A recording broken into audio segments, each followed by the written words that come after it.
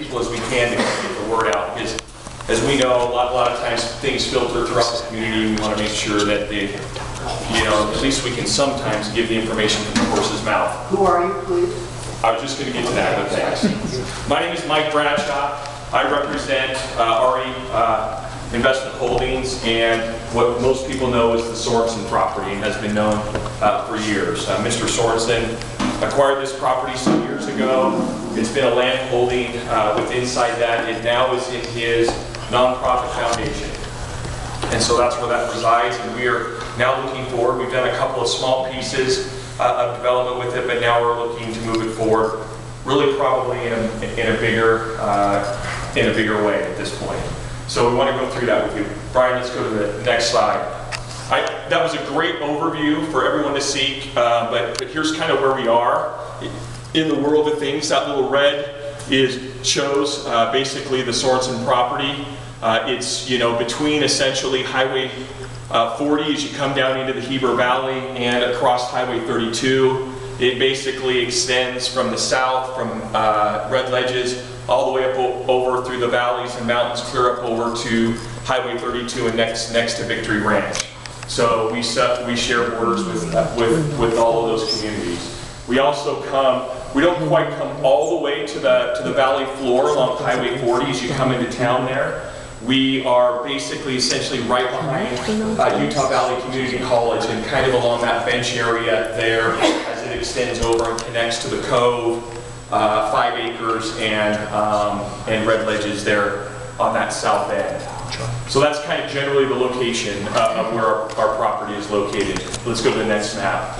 Basically, this is the overall project, proposed overall project numbers. The total acres are 8,288 acres. It's proposed to have about 3,059 acres of residential, 80 acres approximately of commercial, 5,122 acres of park, civic, and open space. So that's a total residential units of 5,770 units. It comes to an overall density of 0.7 units to the acre. So overall, it's really a mixed use but low density community in general. So Brian, let's go to the next map. This kind of shows the areas of where that density is distributed, and I think our gentleman, remind me, Bill, explained it pretty well of the nature of the property. And I don't have a pointer, and even if I did, it wouldn't show up well on the screen. But this property is, I will say, kind of in two major portions, let's say. You have this area down here, these colors down here next to this Roman number 2. That's in the area that's referred to as the North Village. It got that name because of the North Village Special Service District there. That's the area that's behind the college. Then you have a ridge that goes up and over, and many of you have probably ridden kind of on the mountain bike trails that run, north and south along that ridge. Goes up over the top of that ridge, and then once you get to the top of the ridge, the rest of these colors that were shown over there go into a big kind of long valley that extends to the east, basically all the way over to Wolf Creek Ranch, which is what Bill was talking about on his map.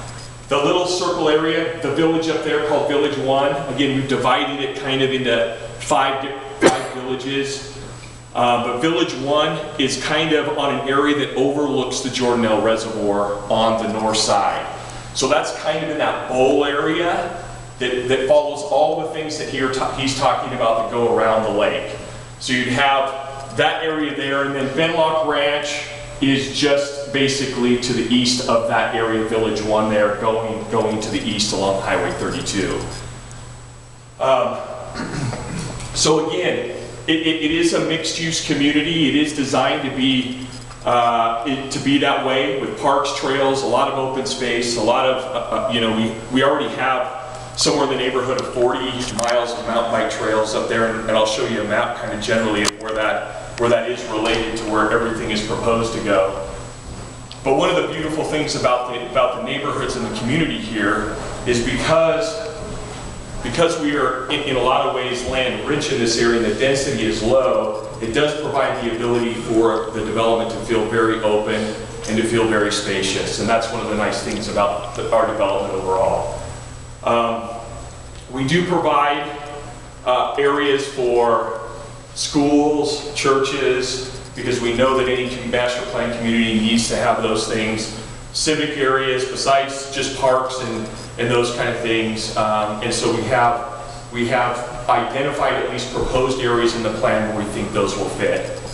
And have had a number of meetings with the school district and others as it relates to those type of uses.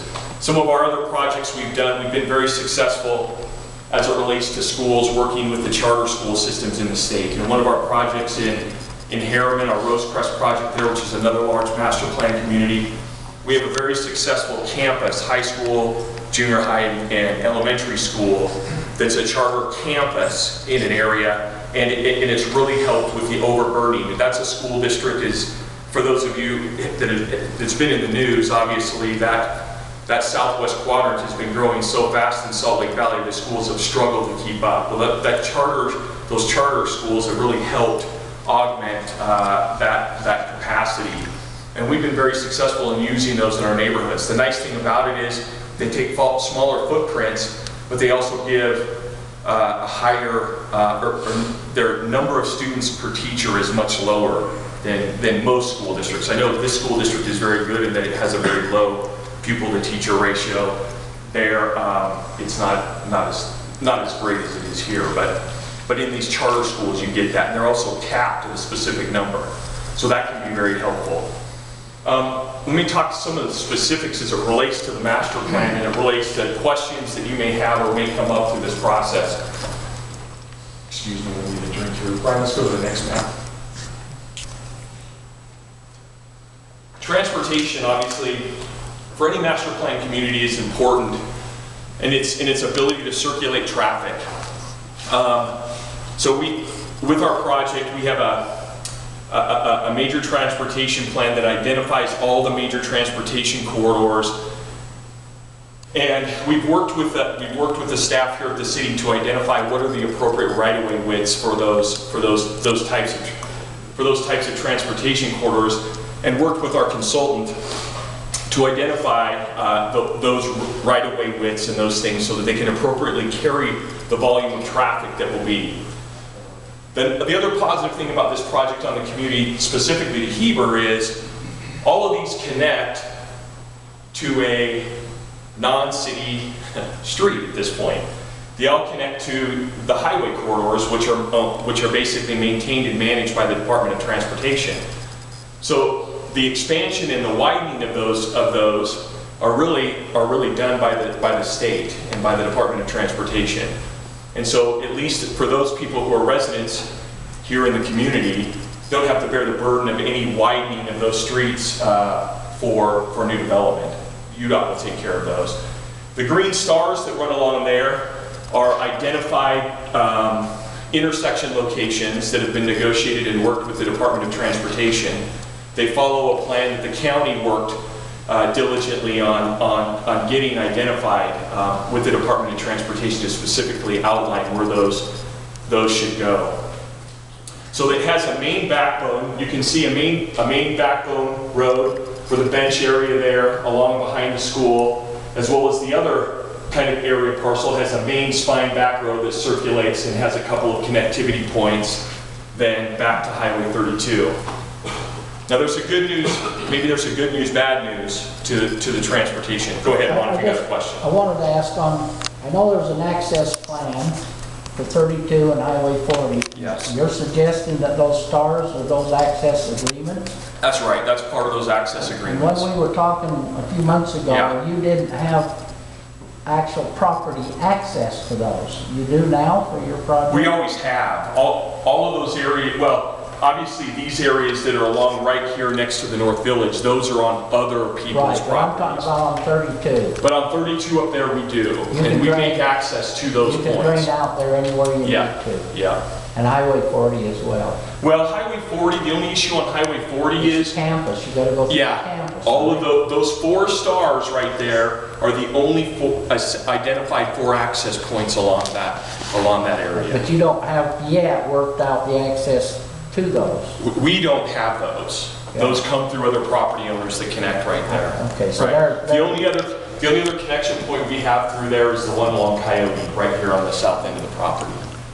Well, and I'm looking at Little Pole and as the right of way, is that a big drain road then? That little pole right there is the existing dirt road that exists Right, there. but that's looked to be improved. You show it as a right of way. We're not showing that as an improved road. It's just showing it as an existing dirt road to the property That isn't boundary. what you're looking to do. Yeah, we wouldn't. In fact, I mean, our consultant, our traffic and transportation consultant, because of where the traffic pattern goes and where people go, and where we have the commercial lined up to go, all of that traffic will flow that way to Highway 32, and it will not. It's not proposed to Why that come to concern Lake is Creek that Road. they come down there, they're coming down our Center Street, Yeah, right and past the, based on the model that our traffic consultant has run, and again, we know what people are going to do, right? It's the least path of resistance. The quickest route is to Highway 32, way quicker than going down Little Pole and coming all the way out Lake Creek and then down Center Street.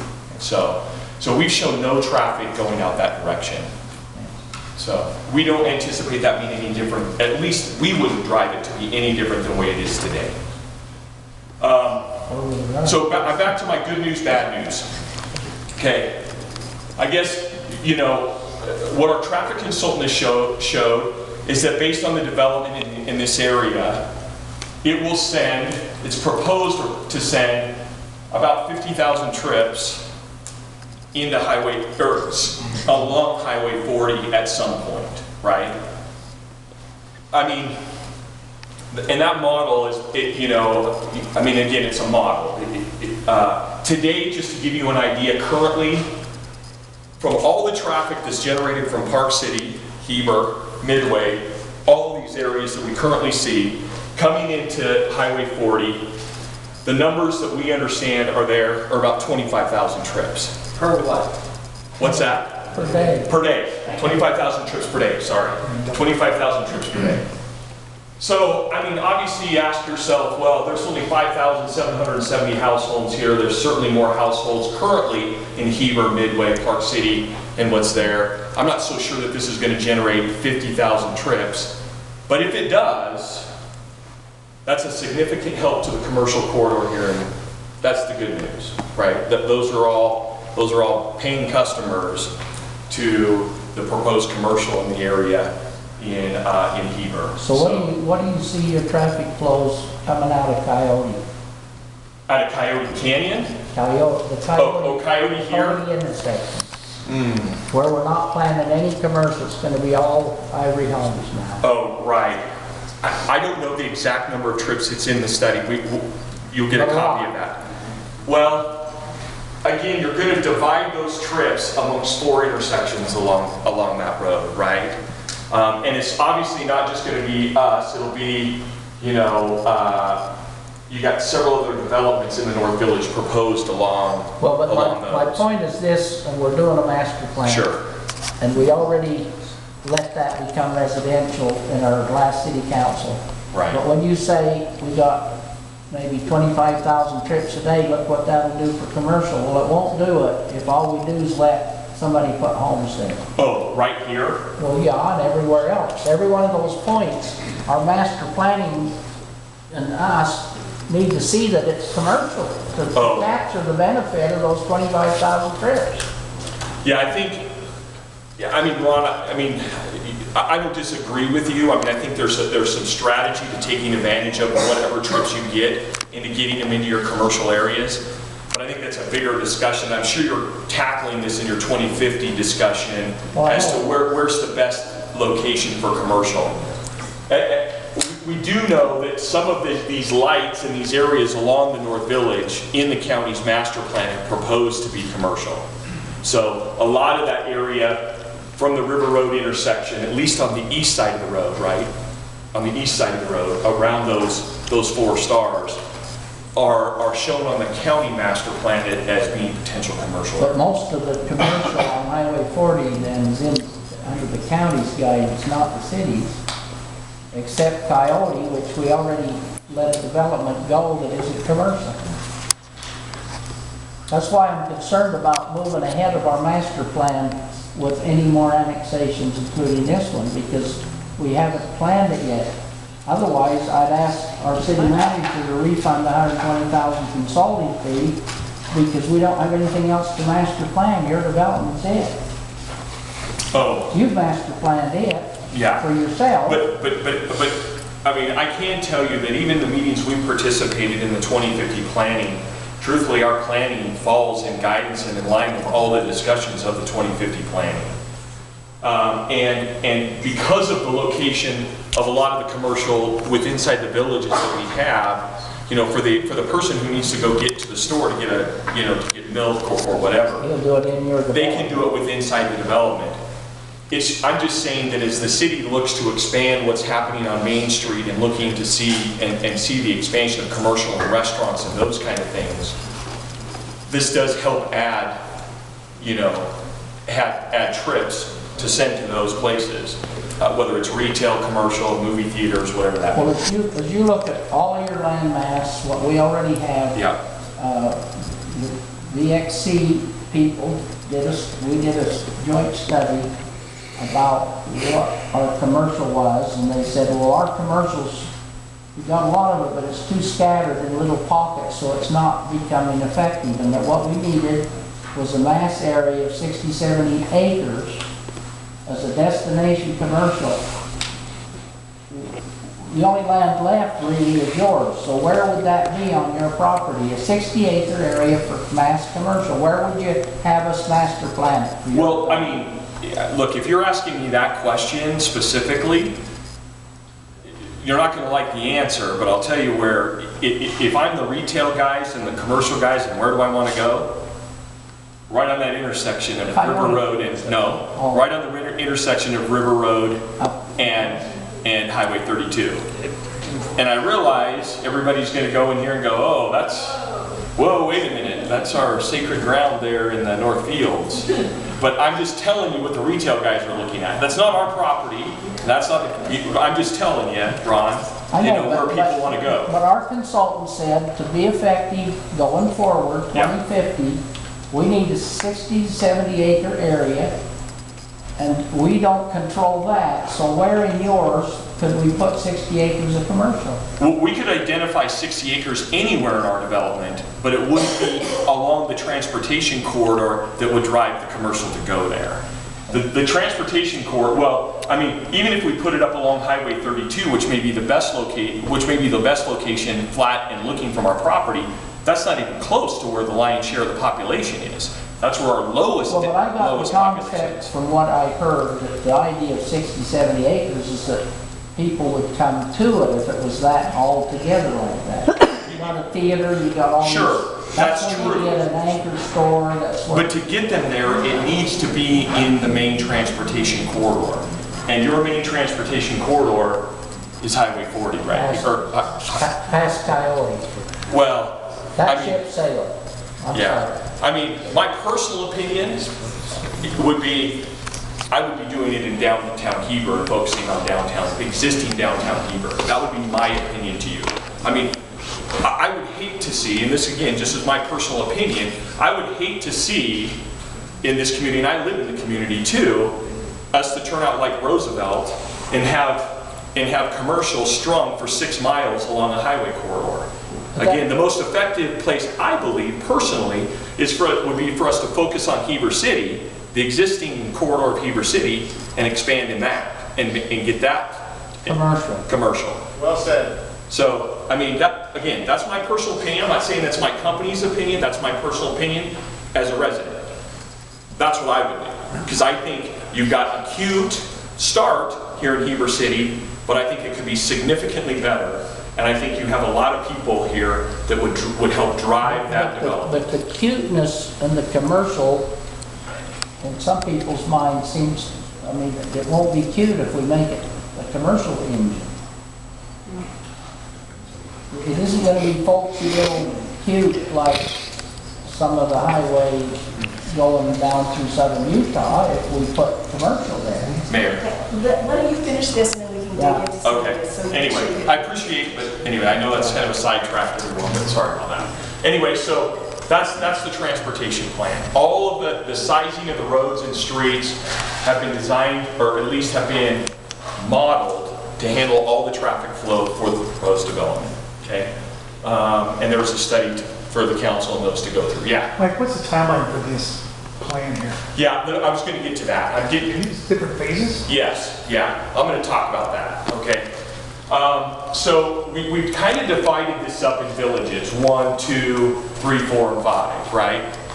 So, I mean, obviously we have infrastructure in place, a lot of infrastructure that we put in over the last several years, and can serve readily, starting on Coyote, working our way to the north, right? And also anywhere basically in Village 1. So more than likely we would see those two areas be the two areas that would start, and that over the next, you know, several years is what that would develop through. Now everybody would probably ask me, Mike, how long is it going to take you to develop all 5,770 units, right? Everybody's thinking that question. It's a difficult question to answer. I know we're feeling a lot more pressure in this valley, and I'm here to tell you that I think growth is going to be quicker than we've seen it. But if I were to tell you, based on what we've done in Plat A and moving to Plat B, this would be 100 years before we get it through, right? We started Plat A in 2001. You know, finally got it entitled in 2003 to 2004, started building it. Obviously the downturn came around 2009. We finally sold our last, or selling our last lot in Plat A, you know, within the last year. So that's taken a long time to just do 150 homes. So if I were to base it on that, it would be a long time. I think the quickest it would probably go, we could go and develop through this on a phase-by-phase basis, is probably 30 to 40 years. So, anyway, you have a question? I'm one of several people here from Plat A. Okay. When are you going to finish Plat A? Because you haven't done it and you haven't finished it as a developer. Yes. That's true. So why are you planning all this stuff or you haven't even finished Plat A? What I would like to do is I'll meet with you folks after we get done with this meeting. We can go through some of your questions and issues related to that, and so that we can keep going and discussing the master plan. But I will meet with you guys right after and have a discussion with you. So anyway, that is basically, I know it's a broad stroke to the timeline. Again, we would largely start on the south end down here up Coyote, and then off the north end right by overlooking the lake.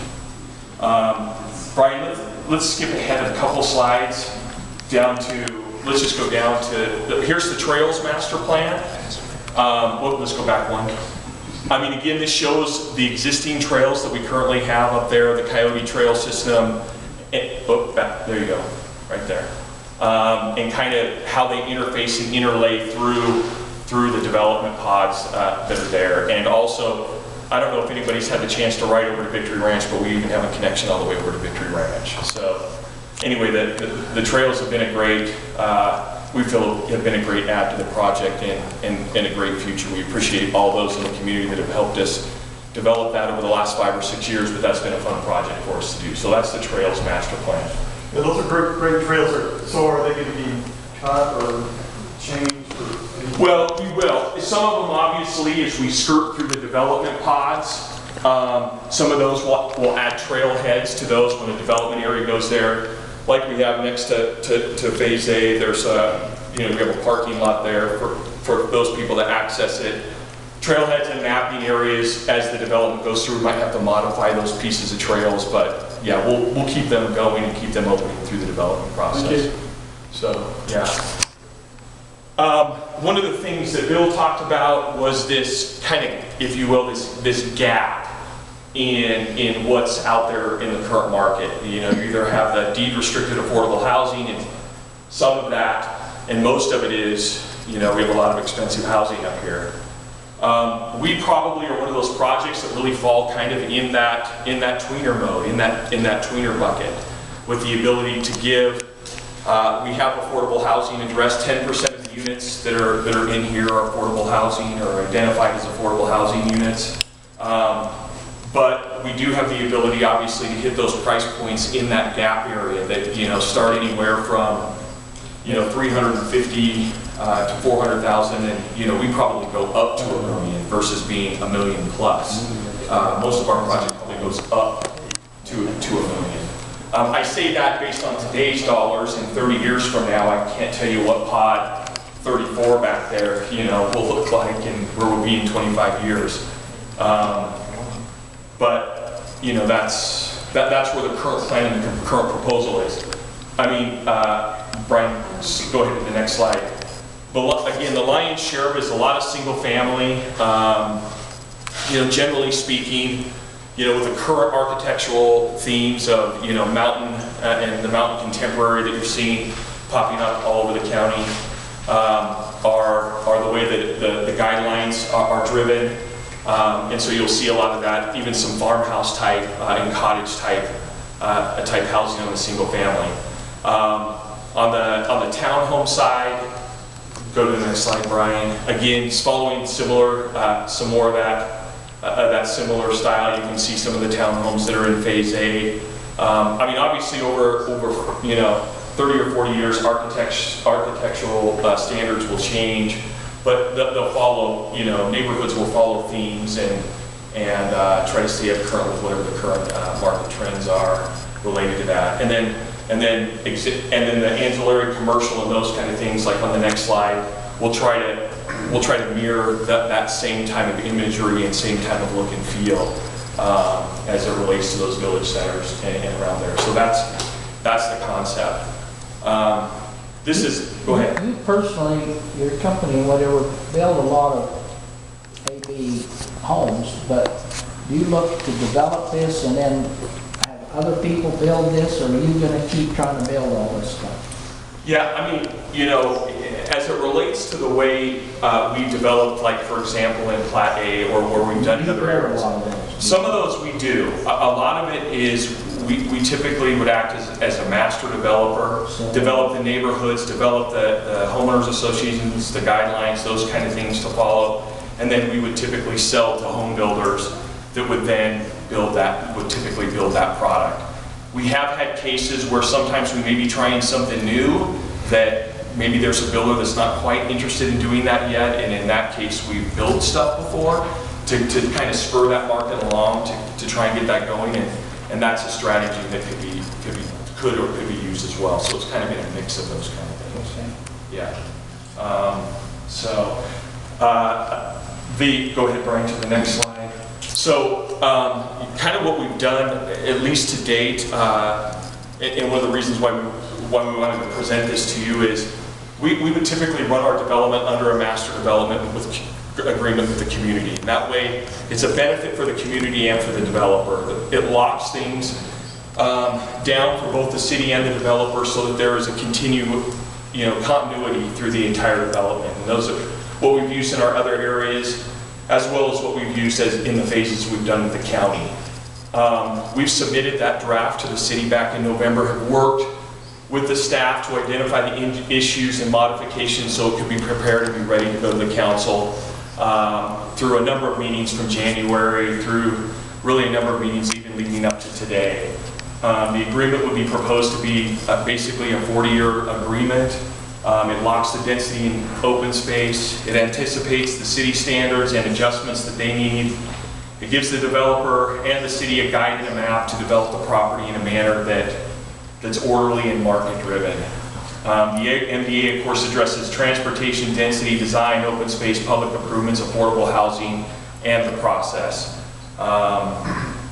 What I can tell you, that's been, and the city, you now have that as part of what we've submitted with our annexation petition for you. And I know some of you have maybe already started to review that.